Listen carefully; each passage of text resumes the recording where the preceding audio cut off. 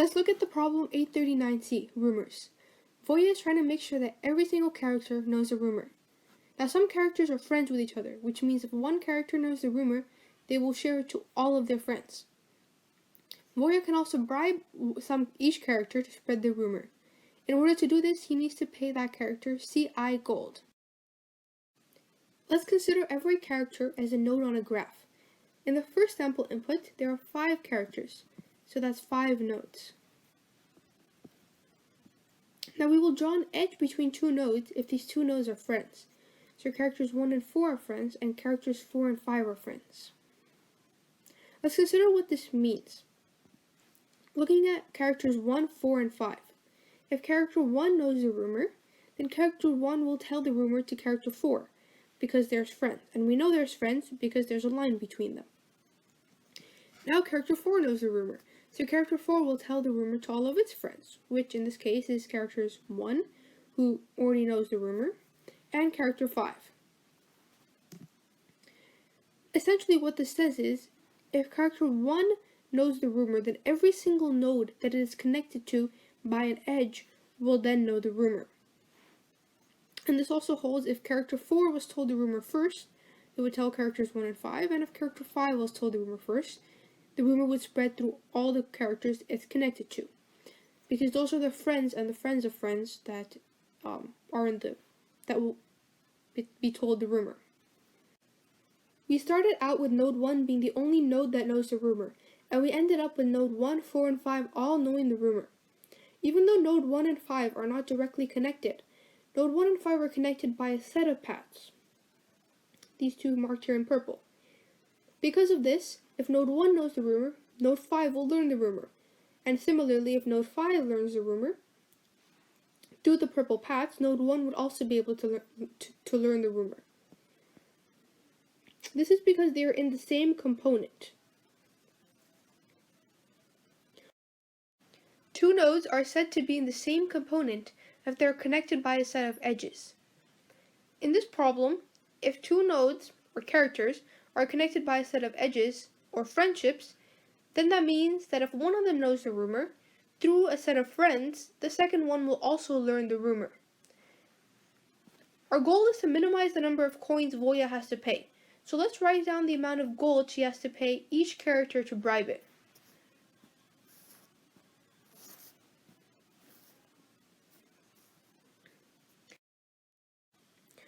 Nodes 1, 4, and 5 form one component.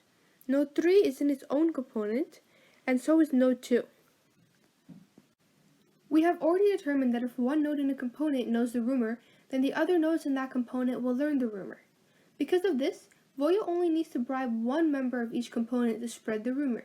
Since she's trying to spend the least amount of gold, she will bribe the member of a component that needs to be bribed with the least amount of gold. In the first component, node 1 costs the least amount of gold to bribe, only 2 gold. Node 4 costs 4 gold, which is more than 2, and node 5 costs 8 gold, which is also more than 2. Since node 3 is the only node in the second component, we have to bribe node 3, paying 3 gold. And since node 2 is the only node in the third component, we have to pay 5 gold to bribe all of the third component. If we add up the amount we're paying, 2 for the first component, 3 for the second component, and 5 for the third component, we get 10, which is the minimum amount we have to pay, and this matches with the sample input. Let's consider how a computer would solve this problem. For every node, keep track of whether or not it's visited. Start off each node originally as not visited. Then loop through all the nodes, so we start off at node 1. Now node 1 is not visited. So we then mark node 1 as visited and we create a new component with node 1 in it. For this component, we keep track of the current minimum we have to pay to bribe the whole component, which is the minimum of all the gold in that component. Now currently node 1 costs 2 to bribe it, so our current minimum is 2.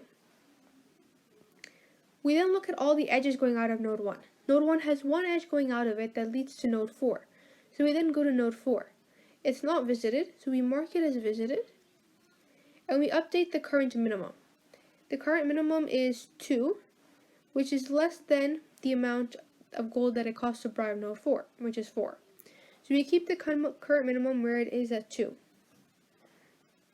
We look through all the edges going out of node 4. Node 4 has an edge going to node 1, but node 1 is already visited, so we skip that edge.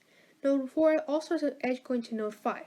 Since node 5 is not visited, we mark node 5 as visited, and we update our current min based on the amount of gold it costs to bribe node 5. However, our current min is less than the amount of gold it costs to bribe node 5, so we keep our current min at 2. Now node 5 is an outgoing edge going to node 4, but node 4 is already visited, so we're done with this whole component. Once we're done with this whole component, we have a second variable called answer, which starts out at 0. Once we finish the component, we add current min to our answer. So current min gets added to our answer, which starts out at 0, and we get 2. The current minimum, 2, represented the minimum amount of gold it takes to bribe this whole entire component. What we're trying to do is go through all the components, take the minimum amount of gold it takes to bribe that component, and add them up. So we looped through that. We found the first component. The minimum amount of gold it took to bribe that component was 2, so we added it to the answer. We're then going to repeat the process from the rest of the components. Since we're done with the component with node 1, we continue our loop and go to node 2. Node 2 is not currently visited, so we mark it as visited, and then create a new component with node 2. Since node 2 costs 5 gold to bribe it, our current minimum is 5. Since there are no edges going out of node 2, we are then done with the whole component, and we add 5 to our answer.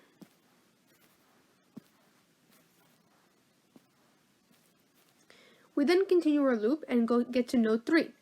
Node 3 is not visited, so we mark it as visited and create a new component with node 3. Since it costs 3 gold to bribe node 3, the current minimum is 3. 3 also has no outgoing edges, so we're done with the component and we add 3 to our answer. Then we continue our loop and get to node 4. Node 4 is already visited, so we skip it. We then go to node 5, which is also already visited, so we're done with our loop. Our answer, 10, is the correct answer. The first thing we have to do is include everything we need, and include bit/stdc++.h includes every single library. We're using namespace std as usual. Then we need to declare our variables. In this problem we have n, the number of characters, m, the number of friendships. We have our cost, which the problem calls C of I, the amount of gold we need, current min, which I defined, and answer. Answer is a long because it can be super big. We have our visited array, which keeps track of which nodes are visited, and we have an adjacency vector, which is each node has a vector of all the nodes it's adjacent that it's connected with. Now in our main, the first thing we have to do is read the input. So we have the number of characters, the number of friendships, and then we have to read in the cost it takes to bribe each character. For every friendship, we read in the 2 characters that are friends. Let's call them A and B here. Now A and B are currently in 1 based indexing, so we're going to subtract 1 from each of them to change them to 0 based indexing. The next thing we have to do is, because the edges are both ways, or go in both directions, we add B to adjacency A, and we add A to adjacency B, because they are because it's an outgoing edge in the graph. And again, we add B to A and A to B because the edges work in both directions. So each of A and B have an outgoing edge. So then we loop through all our nodes looking for our components. And if the node is not visited, then as we said before, we create a component with that node.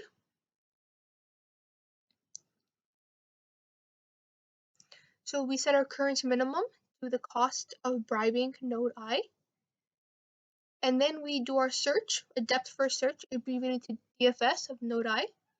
After the search, current min should be the minimum it costs to bribe the whole component, which is the minimum it costs to bribe one node in the component.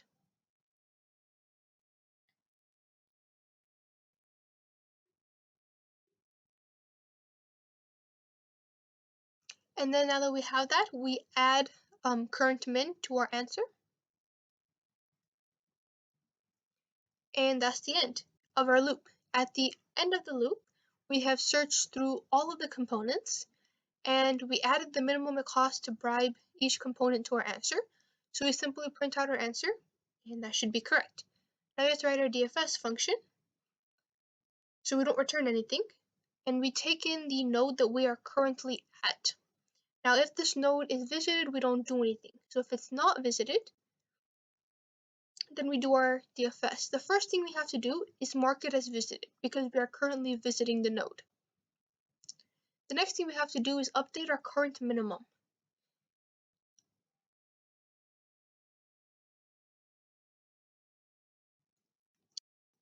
Now we have to loop through all the nodes in adjacency node, and luckily this for each loop, I becomes each of those nodes. If you don't know how a for each loop works, look it up. But essentially, I becomes every single value in adjacency node. That means I becomes every single node that the initial node is connected to. We then search through that node in DFSI.